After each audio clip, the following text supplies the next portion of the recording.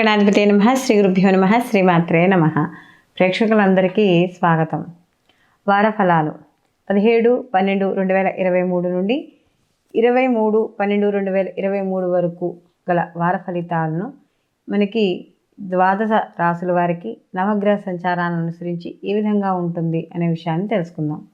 ఈ వారం గ్రహస్థితి కానీ చూసుకుంటే మేషరాశిలో గురువు యొక్క సంచారము ఆయన వక్రగతిలో సంచారం చేయడం అనేది జరుగుతుంది.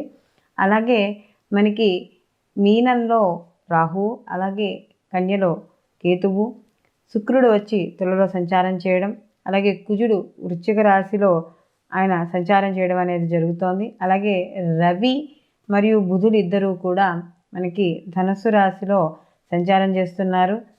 శని భగవానుడు కుంభరాశిలో సంచారం, చంద్రుడు ఈ వారం అంతా కూడా మకర రాశి నుండి మనకి అలాగే ఈ మేషరాశి వరకు ఈయన సంచారం చేయడం అనేది జరుగుతోంది. కాబట్టి ఈ నవగ్రహ సంచారాన్ని అనుసరించి వీళ్ళకి ఈ ద్వాదశ రాశుల వారికి ఏ విధంగా ఉండబోతోంది అనేది తెలుసుకుందాం. అంటే వీళ్ళకి జన్మలో కుజుని యొక్క సంచారము, అలాగే ద్వితీయ స్థానంలో రవి యొక్క సంచారము, వ్యయస్థానంలో శుక్రుడి యొక్క సంచారము, అలాగే చతుర్థంలో చంద్రుడి యొక్క సంచారము, ఇవి కొంచెం వీళ్ళకి మధ్య మధ్యలో కొన్ని రవి మరియు కుజుల యొక్క ఫలితాలు కొద్దిగా వ్యతిరేకంగా ఉన్నా కూడా ఈ తులారాశి వాళ్ళకి కానీ చూసుకుంటే గురువు యొక్క వీక్షణ, ఎప్పుడైతే గురువు సప్తమ స్థానంలో ఎప్పుడైతే గురువు ఉన్నాడో వీళ్ళకి ప్రయత్నపూర్వకంగా ఏవైతే శుభ కార్యక్రమాలు ఏవైతే ఉన్నాయో వాటి పరంగా వీళ్ళకి ప్రయాణాలు చేయడం, అలాగే భార్యాభర్తల మధ్య గత కొంతకాలంగా ఏమైనా అన్యోన్యతా లోపం ఉన్నా, చిన్న చిన్న గొడవలు ఉన్నా కూడా అవి తొలగడము,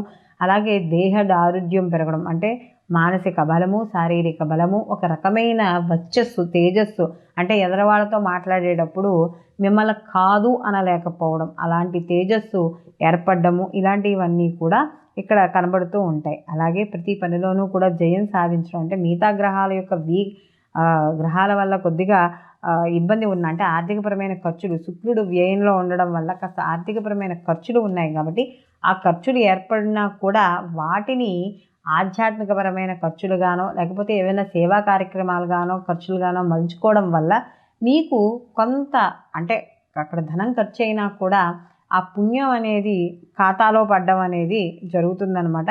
కాబట్టి కాస్త చిన్న చిన్న మధ్యలో ఎవరైతే వృత్తుల్లో పనిచేస్తున్నారో వాళ్ళకి చిన్న చిన్న ఆటంకాలు అనేవి ఏర్పడతాయి.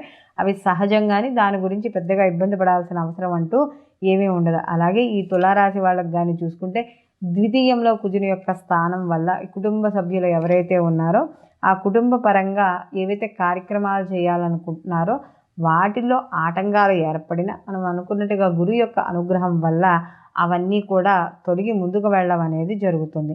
అలాగే తృతీయ స్థానంలో వీళ్ళకి రవి యొక్క సంచారం వల్ల, ఇక్కడ కుజుడు ద్వితీయంలో ఉన్నా కూడా తృతీయ రవి వల్ల కాస్త వీళ్ళకి ధనప్రాప్తి, సంతానపరంగా శుభవార్తలు వినడము, అలాగే ప్రయత్నపూర్వకంగా కార్యక్రమాలు ఏవైతే ఉన్నాయో వాటిల్లో జయం పొందడం, ఇలాంటివన్నీ జరుగుతూ ఉంటాయి. కాబట్టి మొత్తం మీద తులారాశిలో ఎవరైతే వివాహం కాని స్త్రీ పురుషులు ఉన్నారో వాళ్ళకి అనుకూలమైన ఫలితాలు గోచరిస్తున్నాయి. మనకి గోచార ఫలితాలతో పాటు జన్మజాతక ఫలితాలు కూడా తప్పకుండా పరిశీలనలోకి తీసుకోవాలని మనం ప్రతిసారి కూడా మనం చెప్పుకుంటూ ఉన్నాం.